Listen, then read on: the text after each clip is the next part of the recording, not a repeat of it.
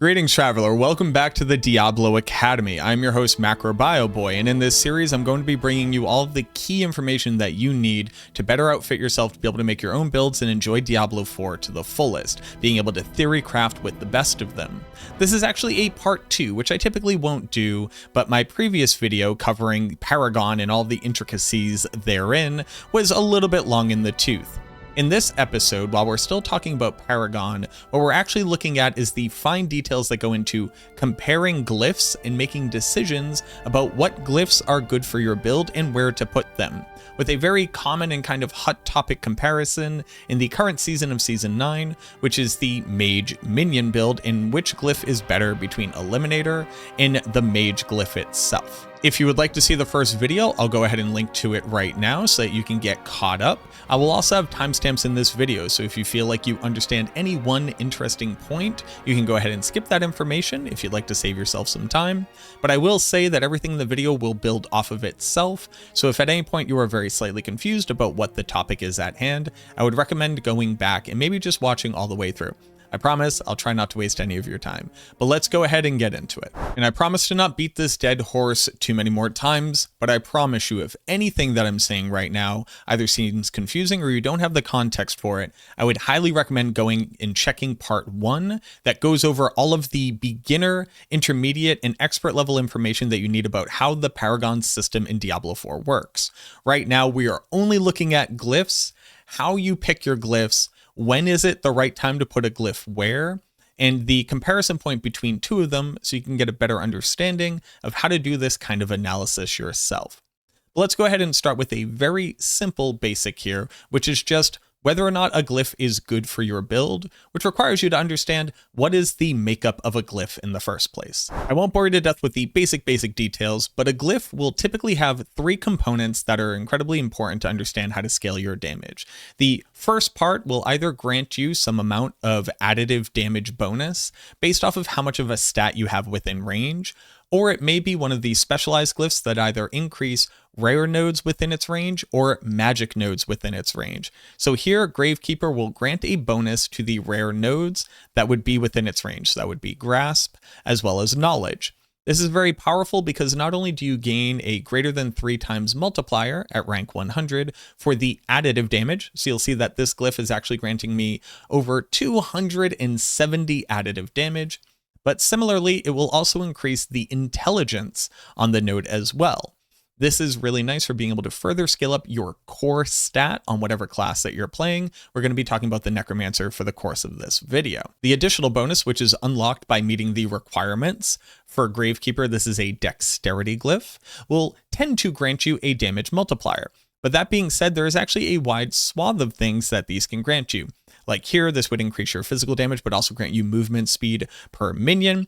Control will grant you damage, but very specifically against crowd-controlled enemies. Imbiber will actually just increase how much your potions heal you. This one's pretty low value. You probably don't worry about your potions healing you more than they already do. So in the additional bonus, we're often looking for a large damage multiplier to be able to scale our damage even further. But in addition to that, once your glyph hits rank 46, you'll gain another damage multiplier.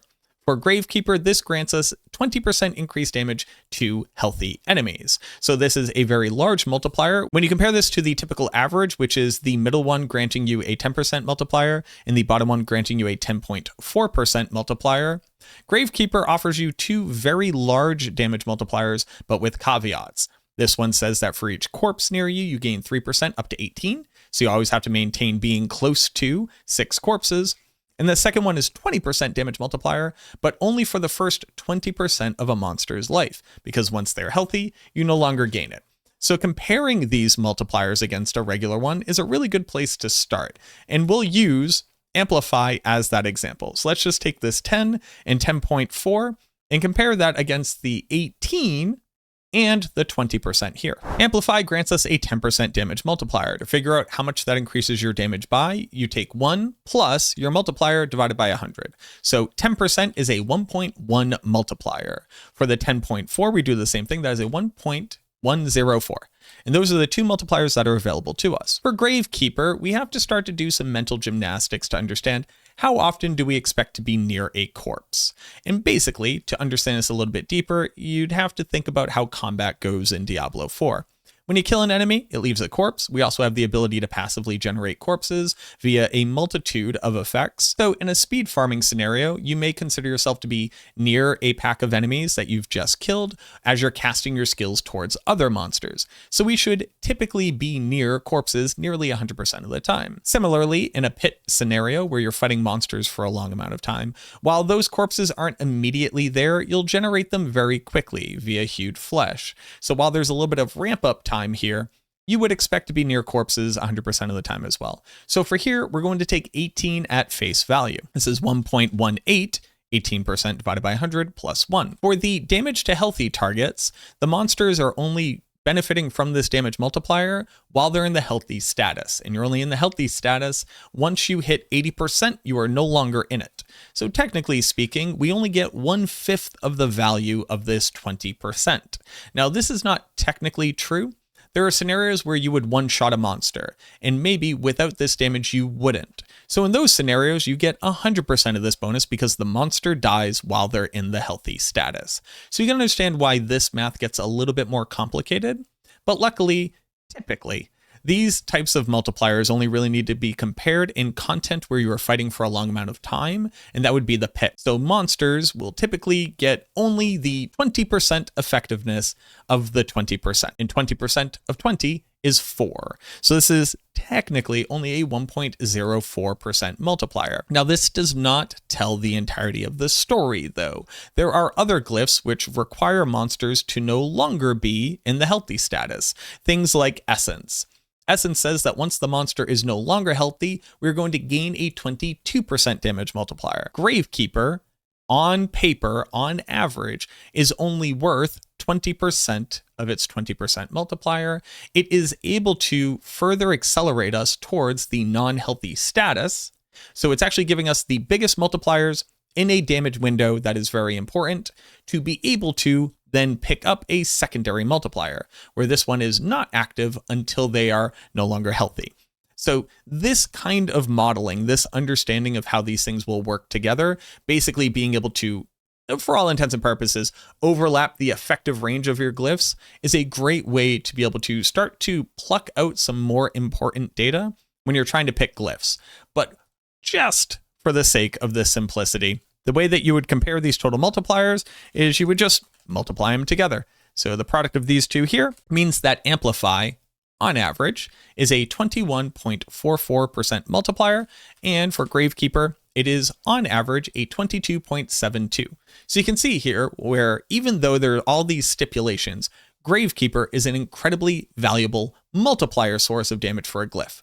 And that's why you'll see this on a lot of builds when you may think that it doesn't have as much value because of those stipulations. But this is how you would start to compare just the multipliers. We have to start thinking about, where do you even put a glyph in the first place? And there's two really important things to consider. One, how much benefit can you get out of the glyph in the first place?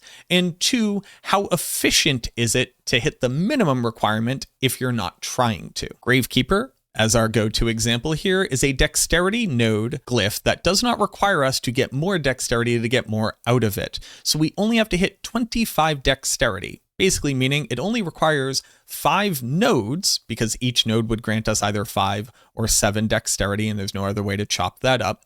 But 5 nodes to be able to activate it and get all of its bonuses. That's very, very powerful. In comparison to Essence, which would want us to have as much dexterity as possible, and doing the math of how many nodes are required to be able to get this total benefit is a whopping 10 nodes worth of dexterity, 2 from the magic ones, and then picking up every other dexterity in range.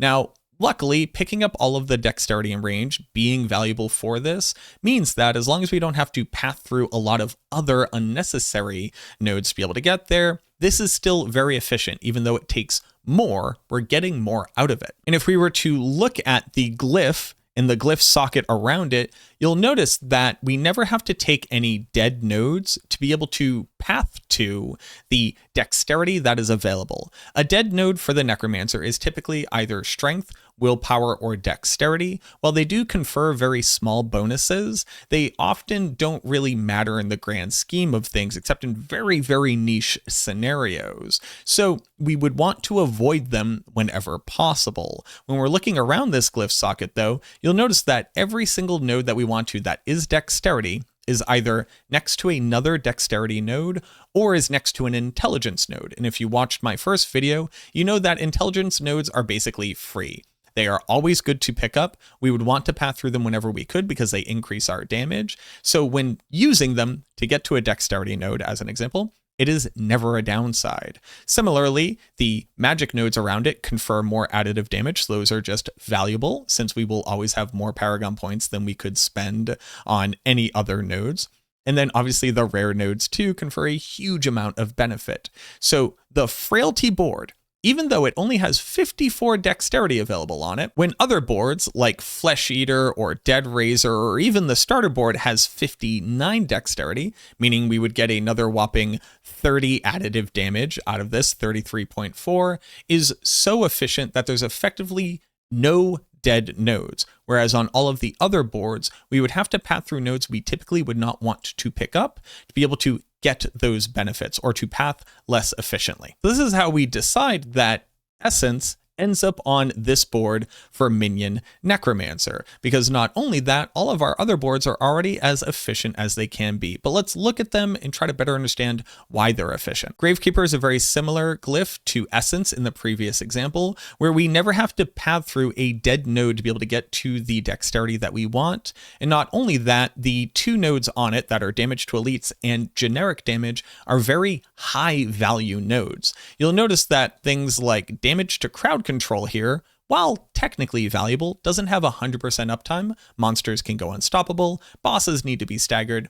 This board layout is not nearly as valuable as the 100% uptime of damage of either one of these nodes. So Gravekeeper increasing these nodes is very, very valuable. Cult Leader is a 110 total intelligence board. If we had an intelligence node that we wanted to put into here, this would be the comparison point where we would do it.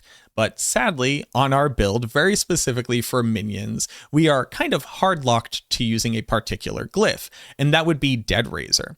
Dead Razor is valuable because it not only grants a 10% generic damage multiplier, but a 15% damage multiplier when our summons hit targets. These two together effectively have 100% uptime, so it's a very, very valuable node. But not only that, Dead Razor's bonus for hitting its minimum requirement actually only increases nodes which grant bonuses to minions. So in this board is the only place where within range you can actually get summon damage, which this glyph very particularly increases.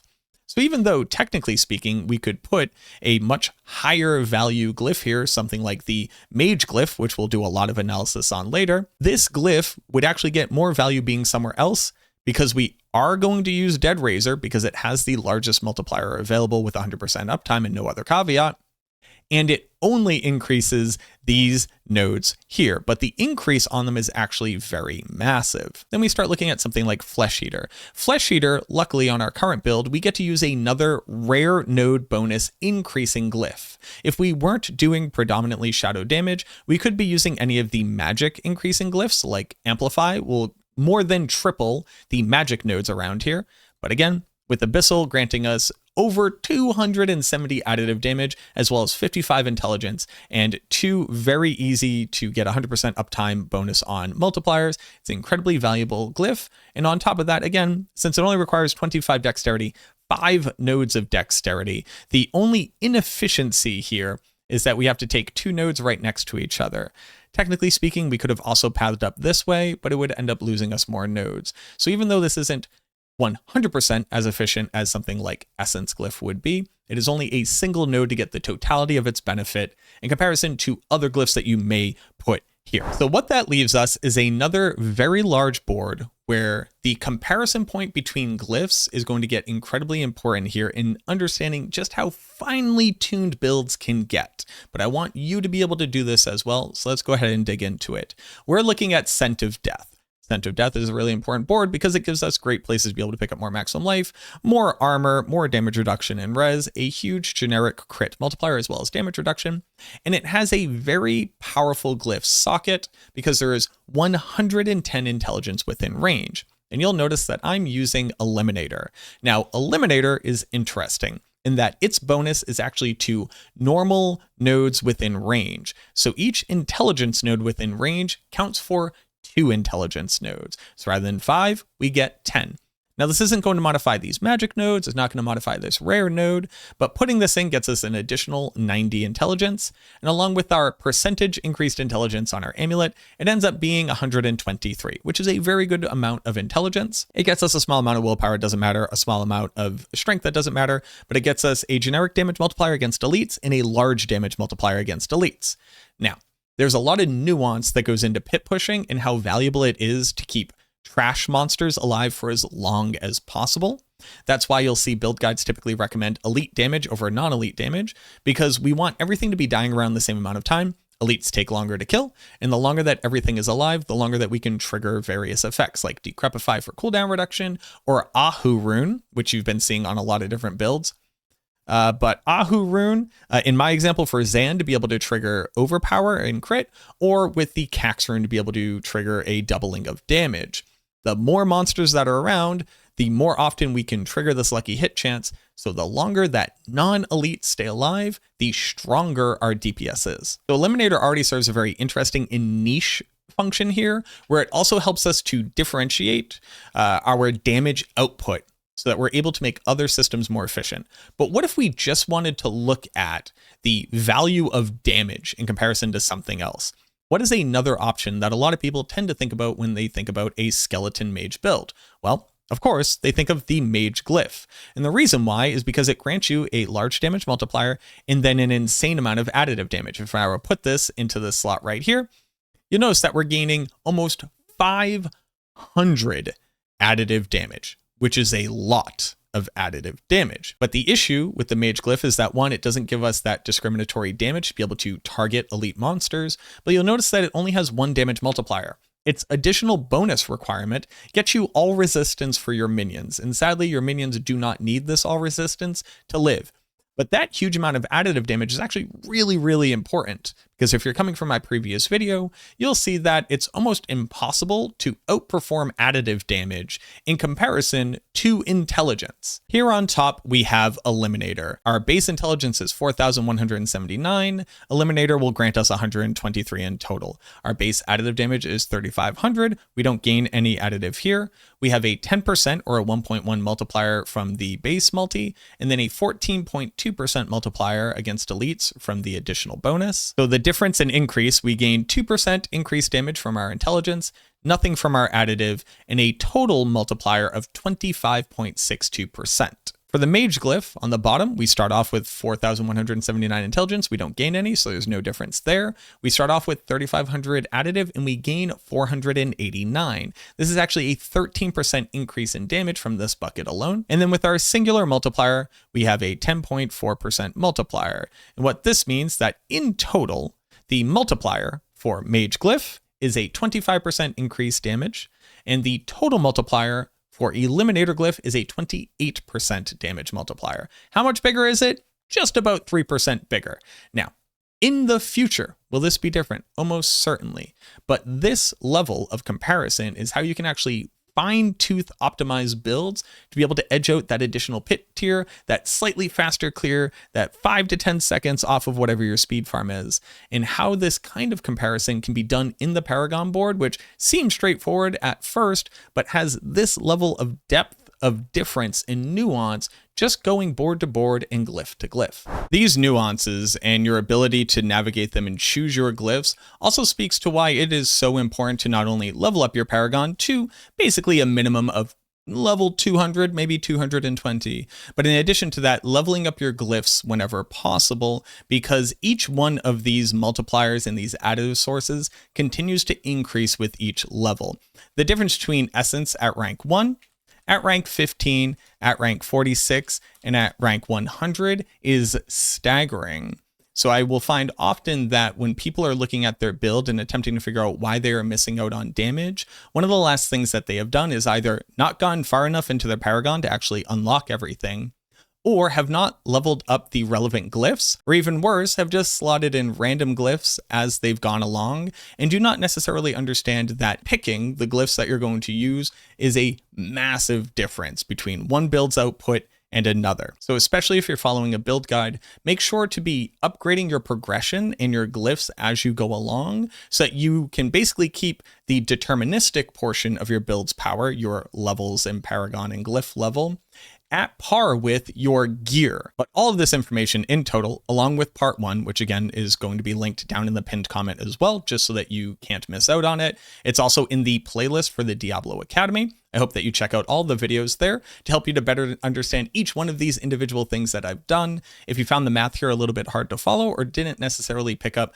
the totality of it, I also have a critical strike damage video in the same playlist that I would highly recommend going and checking out, because I think that that helps to answer a lot of the base questions about how additive and multipliers work. And then you can kind of use that to coast into this video to better digest it and understand it. If you're brand new to the channel and you haven't already, go ahead and subscribe to the channel. I'd also like to give a huge shout out to the people who subscribe to me on Twitch, as well as have memberships here on YouTube. You all are supporting the work that I can do here, and I'm hoping that in making these videos, I can help to support you so you can better enjoy this game to its fullest. Leave a like on the video as well and comment down below if you're excited about this series and you'd like to see other topics covered that you haven't seen elsewhere. Let me know down in the comments, because the better that you educate me on what you would like to be educated on, the better I can educate you on it. But that's enough of me yapping. Thank you so much for watching this video. I truly hope that it helps, and I look forward to seeing you in the next class of Diablo Academy.